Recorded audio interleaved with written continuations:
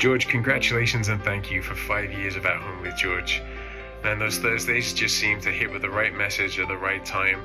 It shows just how in tune you are with what's going on in the world and just how to show up for us in the way that is right in that moment. And sometimes that means going back to previous episodes to engage with the message that you have in that moment. I really appreciate you providing this space for us, your storytelling, your wisdom, your presence. I look forward to many more years of At Home with George, and I really appreciate you creating this space. Thanks, George. Hey, At Home with George videos are like catching up with a very good friend that you haven't seen for a while. It's food for the soul, if you can say it that way. Also, it's a great opportunity to reset your day, maybe reset your week even, and let go and begin again.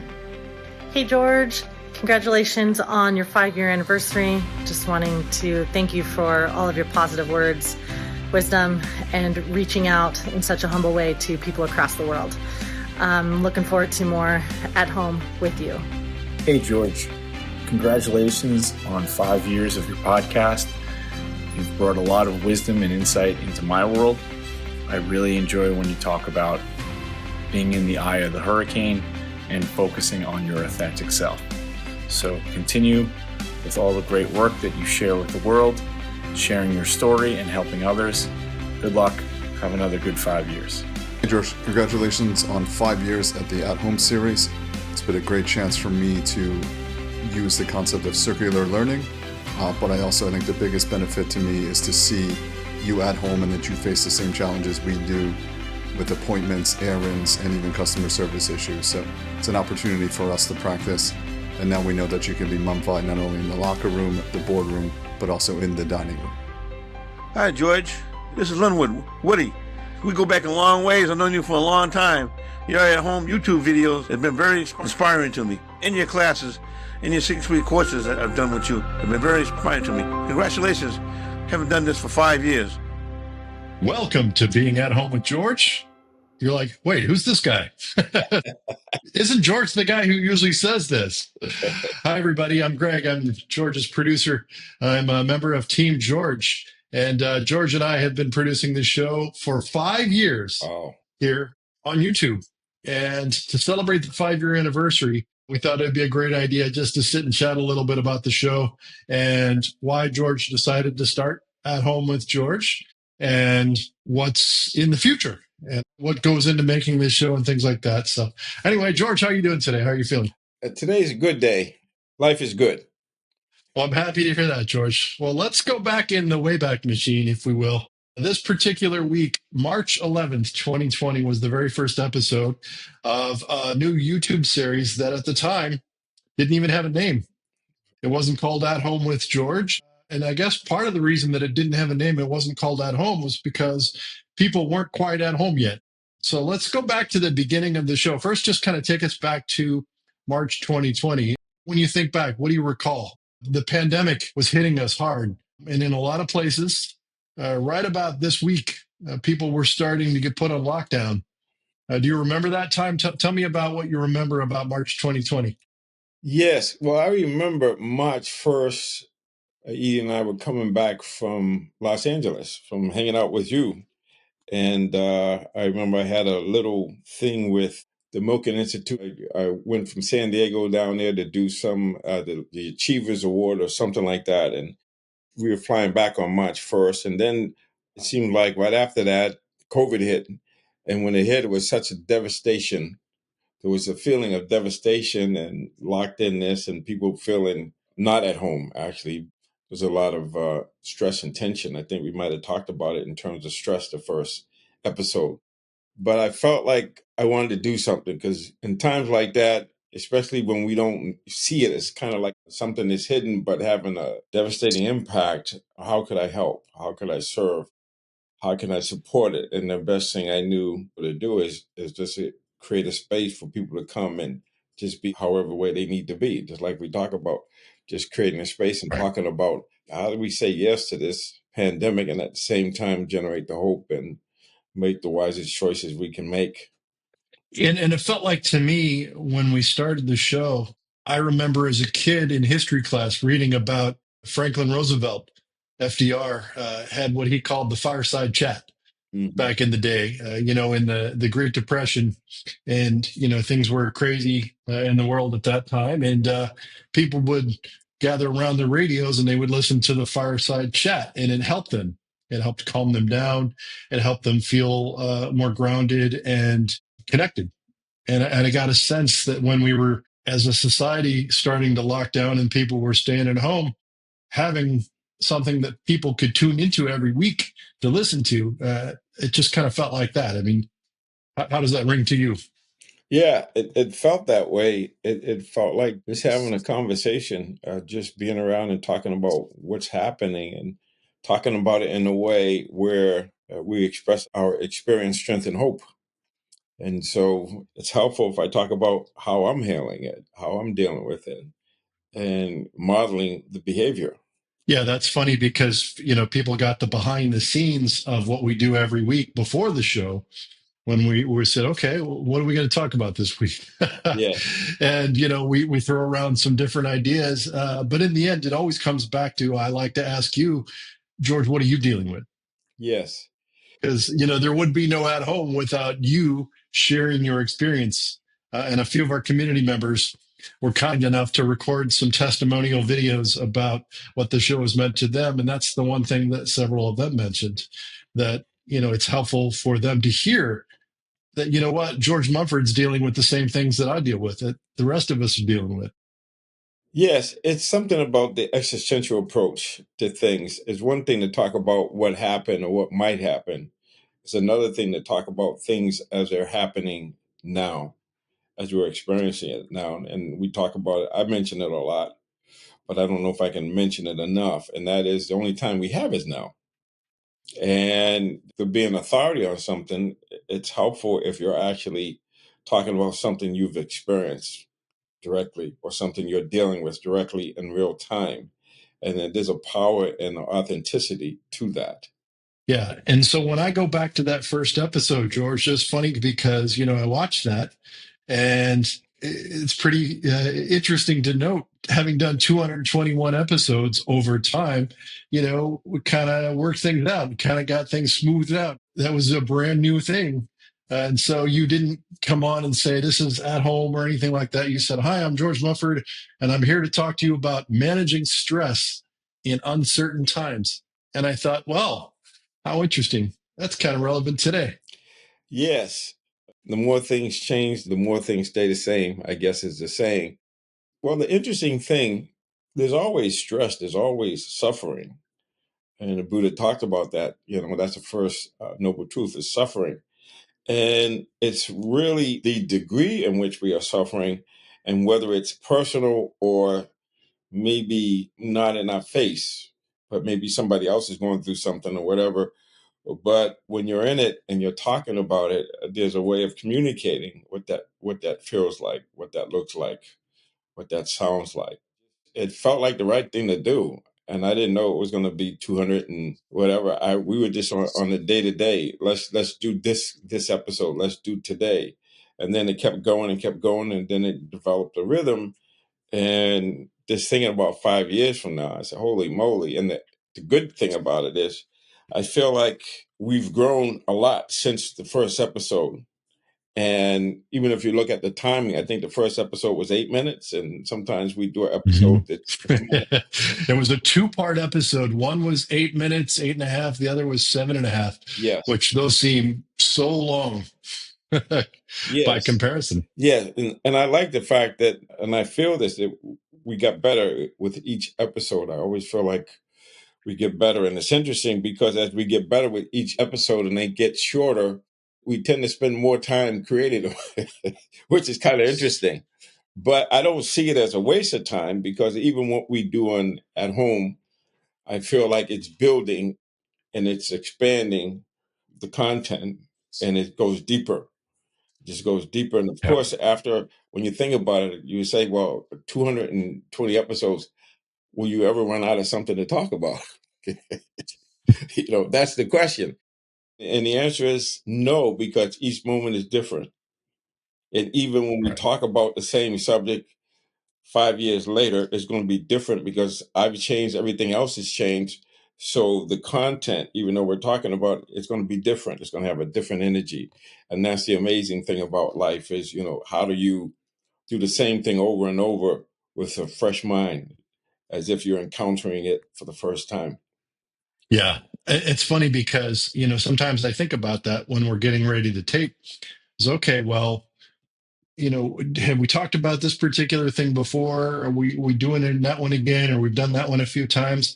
But then I think back to this concept that you always talk about in the Mindful Athlete course and some of our other community sessions that we have. You talk about circular learning, and you talk about the fact that you've read your own book, dozens and dozens of times, and each time you read it, you get something new out of it.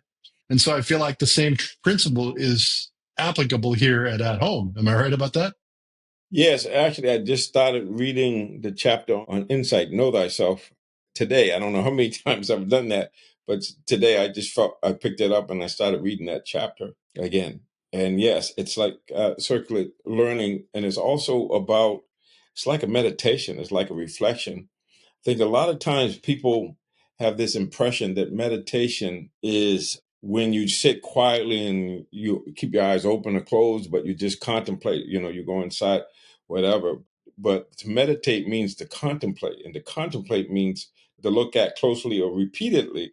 So to me, as I read, as I reflect, as I study, whether it's my book or something else, I read a lot of books over and over, and I'm contemplating it. I'm actually doing a reflexive kind of thinking, which you don't proliferate thoughts. You reflect on something and you go deeper. You think about it.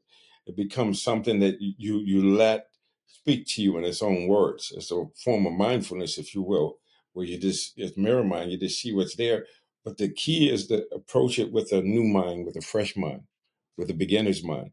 Right. So there has to be a certain level of curiosity and interest, because our attention follows our intention.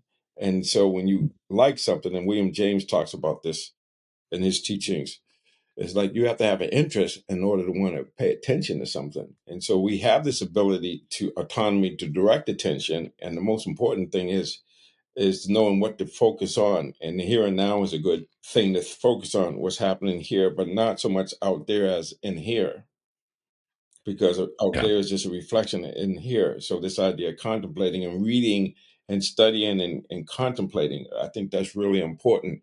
It's like a reflexive or wise reflection. You reflect on things and you get clear about them, especially before you do something. You reflect on it. Okay, if I do this, this is what's going to happen.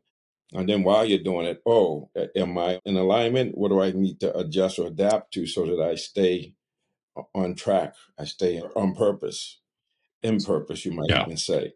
And then afterwards, that's where the learning comes from, directing on experience. Like, I think true understanding comes from reflecting on experience. That's one of the 4 lessons of self-knowledge.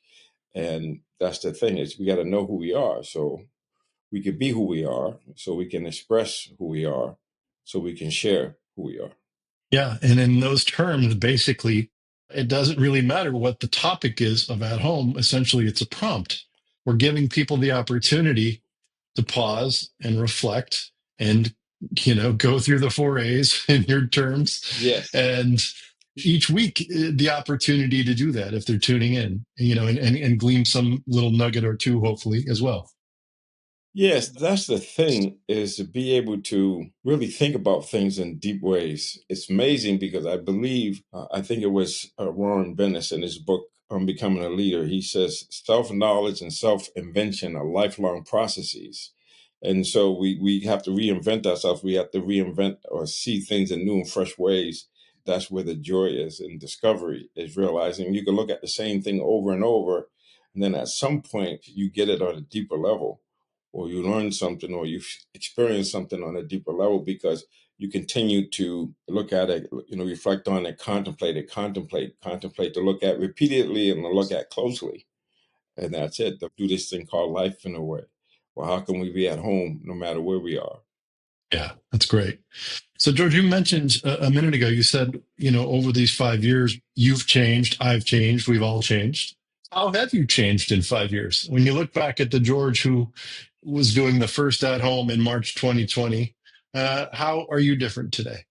Well, there's probably a lot of ways that I can't even comprehend now because of the non-declarative learning, but it will show up at some point.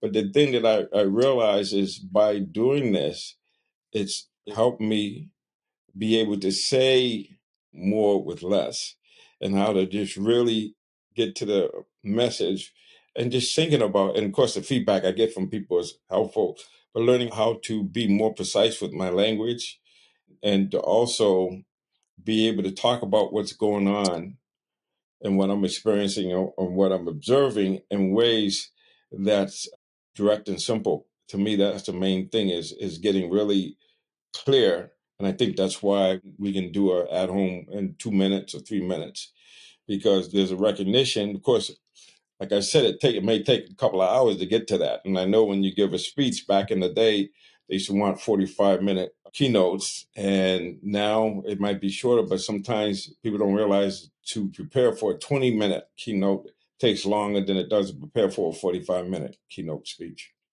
And so I think it's the same with at home. The less you say, the longer it takes to prepare it, because you have to edit and keep refining and going over it. And like we said, we go over it and listen to it, say, yeah, okay, yeah, that's okay, but this is missing, or how about we do this? And it's amazing because it's a process that we go through. And I like to say this to people, I don't know what I'm going to say, but it's going to be great. And I say that because it's spontaneous. You get into a flow or rhythm, and what needs to be said has a way of speaking without me having to orchestrate too much, but just to allow myself to, be in that quiet place, the eye of the hurricane, and knowing that whatever comes out of that is going to be a level of creativity and wisdom that's going to be way more than I would have anticipated, because there's a vulnerability and there's a willingness to let that still small voice express itself.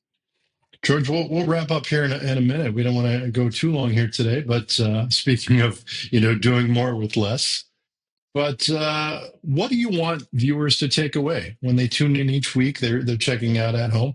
Maybe they're new to the show. What do you hope that they take away from watching At Home? Well, it's interesting because they've been running on PBS, they've been running The Power of Myth. Joseph Campbell and Bill Moyes interviewing them, and Bill Moyes going back and talking about what it was like to be doing this in 1988, I think it was. And at that time, I had just moved into a new apartment, and it was that show that actually got me to leave my profession and begin a new one. And one of the conversations, Bill Moyes asked Joseph Campbell if people were looking for meaning. And he says, I don't think it's meaning. I think people are looking for the experience of being fully alive, which is also a way of meaning. One of the things that Viktor Frankl talks about is one way to find meaning is to do a great deed or encounter someone or something, or to have a direct experience of something. And it's something you find meaning, just being fully engaged in the meaning. The meaning is the activity in and of itself. You can project meaning into it, but it's just having that feeling of being fully present, fully alive. And so Yeah, that's what I want and that gets to back to have. what we were talking about The earlier. opportunities of being able to say yes to everything and embrace it, and actually help that situation with the growth mindset to actually learn something about yourself and about how things are. How do I stay aligned with true north? And when I'm aligned with true north and I'm living with principles of kindness, compassion, and love, and understanding that there's something about it that allows us to have life is good. Like we get to ups and downs, but it's good. We stay an even keel, and we have a way of relating to life where we don't lose our humanity. We don't lose our connection with something greater than ourselves. George, final question. Do you have any thoughts on the future moving forward? What you'd like to see us do? Talk about how long we'll keep doing this, or we just take it a week at a time? Obviously, the future is unknown. Maybe that's where we should start. The future is unknown, and the only time we have is now. So moment to moment, day to day, things change, but the intention is going to be the same, which is how can we serve? How can we create a space where we say yes to everything, generate the hope, and make wise choices? And wise choices in this case is choices that allow us to be fully alive, that allow us to be able to look at our experience and say, I got better today. I'm a winner because I didn't leave anything on the table. Everything that I had, I gave. Whereas in the Four Agreements, he talks about always do your best. And so maybe that's it. It's just how can we embrace what's coming up, say yes to it, generate the hope, and make wise choices. That's it. Now, how that manifests, depending on the situation and what's needed. But I know that if we can embrace things, say yes to things, and generate the hope, we have a really good opportunity to not only grow, but to be of service and to do things for the highest or the greatest good. Awesome. Well, that's a great way to close, George. And I feel like you're getting better every day. I've seen you strive to do that over these 5 years, continually every day. And I'm proud of you. And I'm proud of all the hard work you've done and creating this show and putting it out into the world. And I just wanted to thank you. And I hope the viewers continue to enjoy the show. And I'm grateful that people tune in. Yes. Well, Greg, you're a big part of that. I like to talk about the idea. People say, oh, you give a great presentation. And I say, yeah, well, it's the listening. It's the questions, you prodding me, you encouraging me to be more clear, and it challenged me when you say, well, I don't know if people are interested in that. So we have this ability to have, where it may not be my way, it may not be your way, but it'll be a third way. It's this idea of win-win, this idea of how do we communicate in a way where we honor each other. The middle way. Yes. Mutual benefit, mutual. So thank you. That's what it's all And about. thank the audience, because without the audience, I wouldn't be doing this. So. Yep. Yeah. All right. Well, thank you, everybody, for your time and your attention today. And George, we'll see you next week on At Home with George. Okay. Thanks for listening. Thanks for Lord watching. blessings.